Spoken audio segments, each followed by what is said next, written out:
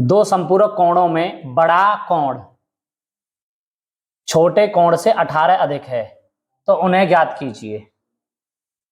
दो संपूरक कोणों में बड़ा कोण जो है छोटे कोण से कितना अधिक है, 18 अधिक है। तो सबसे पहले हम मान लेते हैं बेटा,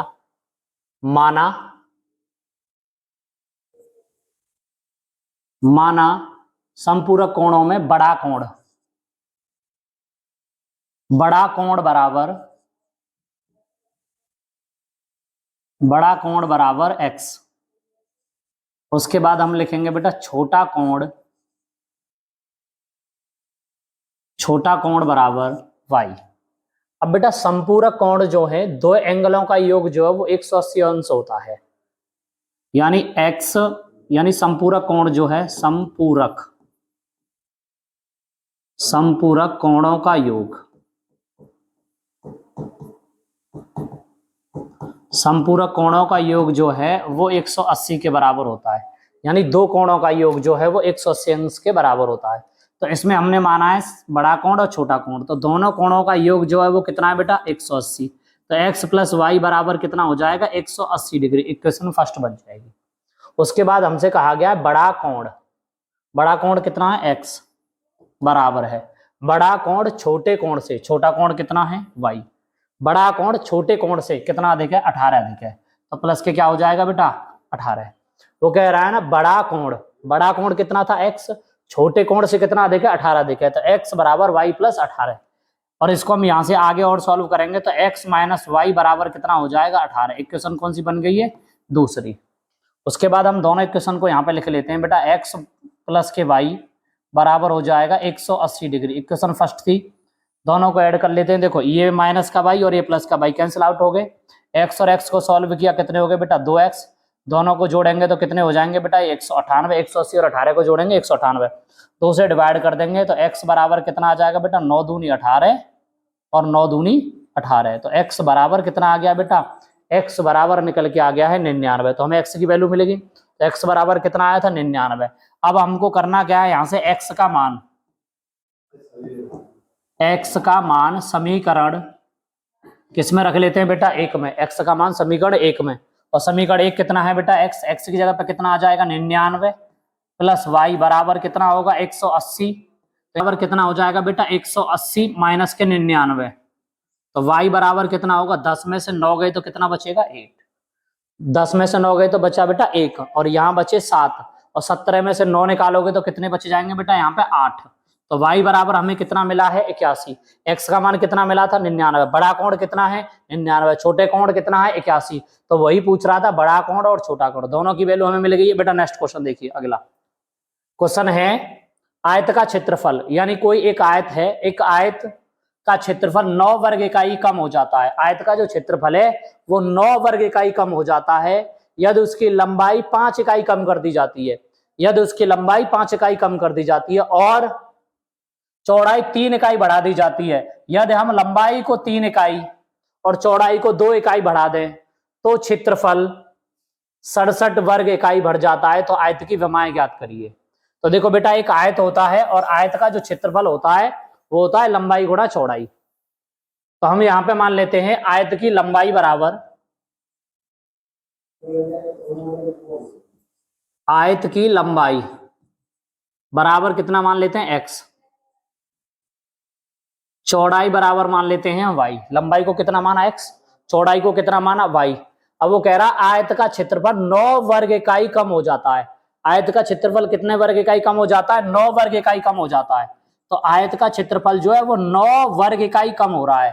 कब, यदि उसकी लंबाई 5 इकाई कम कर दी जाए, यानी लंबाई कितनी कर दी जाए x माइनस 5, लंबाई 5 वर्ग इकाई कम कर दी जाए और चौड़ाई 3 वर्ग इकाई बढ़ा दी जाए, और चौड़ाई कितनी कर दी जाए 3 वर्ग इकाई बढ़ा दी जाए। लंबाई कितनी कम कर दी जाए 3, चौड़ाई कितनी कर दी जाए 3 बढ़ा दी जाए। लंबाई 5 कम कर दी जाए, चौड़ाई 3 बढ़ा दी जाए, तो क्षेत्रफल कितना कम हो जाता है 9 वर्ग इकाई कम हो जाता है।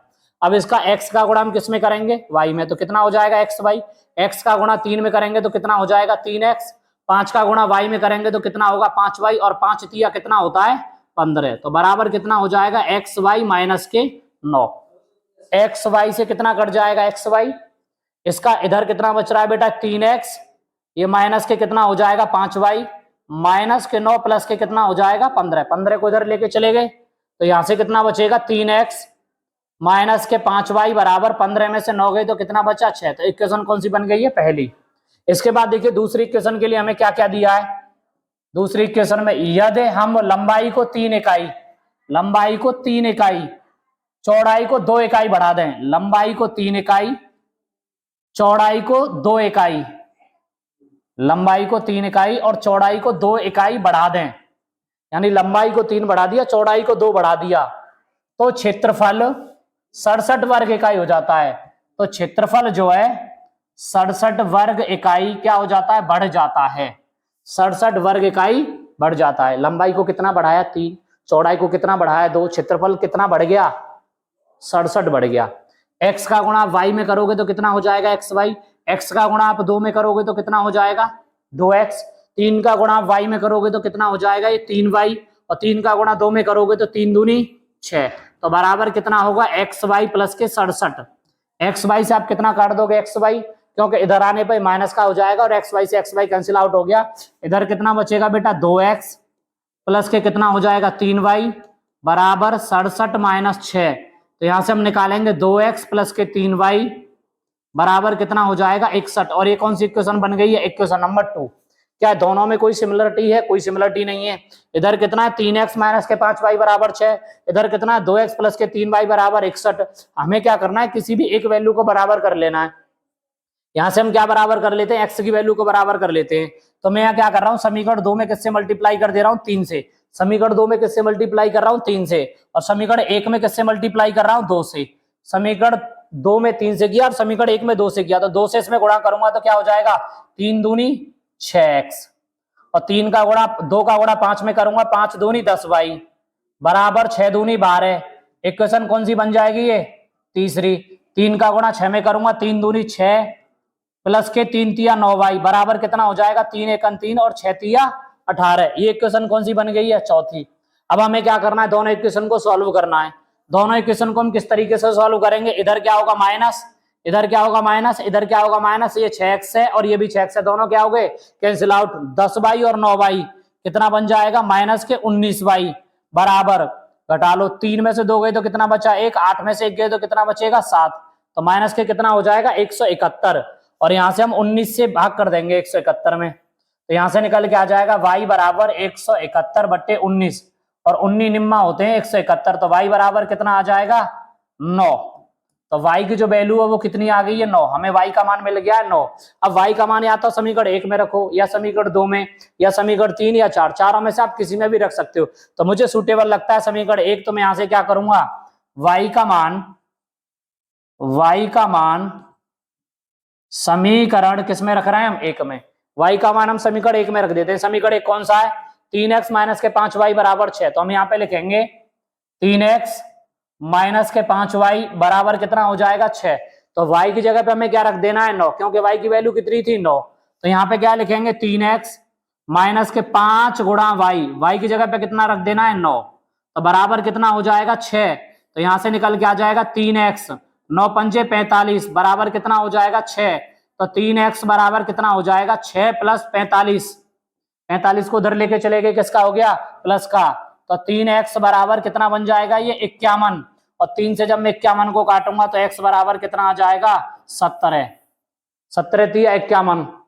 तो हमें क्या पूछा गया था, तो आयत की विमाएं ज्ञात करिए। तो लंबाई कितनी मानी थी मैंने x, तो x की वैल्यू कितनी है 17, y बराबर क्या माना था चौड़ाई, चौड़ाई कितनी है बेटा, y की वैल्यू कितनी आई थी 9, तो हमें लंबाई और चौड़ाई यानी इसकी विमाएं पता चल गई। विमाएं कितनी है 17 और 9 के। उम्मीद है कि सवाल आपको समझ में आया होगा। बेटा एक और क्वेश्चन देखिए, क्वेश्चन में क्या कहा गया, 2x प्लस के 3y बराबर 11 और 2x माइनस के 4y बराबर माइनस के 24 को हल कीजिए और इससे m का वह मान ज्ञात कीजिए जिसके लिए y बराबर mx प्लस 3, यानी यहां से हमें m की वैल्यू निकाल लेनी है। तो पहली इक्वेशन क्या है हमारे पास, 2x प्लस के 3y बराबर है 11, इक्वेशन कौन सी कहलाएगी पहली। दूसरी इक्वेशन क्या है बेटा, 2x माइनस के 4y बराबर हो जाएगा -24। इक्वेशन कौन सी कहलाएगी? ये दूसरी। दोनों इक्वेशन को हम सॉल्व करेंगे, तो यहाँ से सॉल्व कर लेते हैं विलोपन विधि से घटाने पर। यहाँ हो जाएगा माइनस, यहाँ हो जाएगा प्लस, और यहाँ पे भी क्या हो जाएगा? प्लस। ये 2x है, ये 2x है, दोनों कैंसिल आउट हो गए। एक संख्या प्लस की और एक माइनस की कैंसिल आउट। 4 और 3 दोनों को जोड़ोगे तो कितना हो जाएगा बेटा? ये 7 भाई। 4 और 3 कितना होता है? 7। तो बराबर 11 और 24 को जोड़ोगे तो कितना हो जाएगा? ये 35। 7 का गुणा 5, 7 का डिवाइड करोगे 35 में तो कितने बार चला जाएगा? ये y बराबर कितना हो जाएगा? 5। तो y का मान हम कहाँ रखेंगे? y बराबर निकाल लिया, तो y बराबर कितना आया? 5। तो हम यहां से क्या करेंगे? y का मान समीकरण किसमें रख लेते हैं? 1 में। y का मान हम समीकरण 1 में रखते हैं। समीकरण 1 कितना है? 2x प्लस के 3y, y की जगह पे कितना आ जाएगा? 5, बराबर कितना होता है? 11। तो 2x प्लस के 5 दिया कितना हो जाएगा? 15, बराबर कितना आ जाएगा निकल के? 11। यहां से मैं लिखूंगा 2x बराबर 11 माइनस 15, तो यहां से निकल के आएगा 2x बराबर 4 माइनस के 2 से काटोगे तो कितना बन जाएगा बेटा? x बराबर -2। तो x की वैल्यू कितनी आती है? -2। तो यहां से मैं क्या करूंगा? x की वैल्यू मुझे पता चलेगी, y की वैल्यू मुझे पता चली है, दोनों वैल्यू मैंने निकालनी है। तो मुझे क्या निकालना था? y बराबर mx प्लस 3, यानी m की वैल्यू। तो मैं यहाँ पे रखूंगा y बराबर mx प्लस के 3। तो यहां से मैं इसको मान लेता हूं, मैं इक्वेशन कौन सी रख लेता था? थर्ड। इसको मान लेता हूं थर्ड।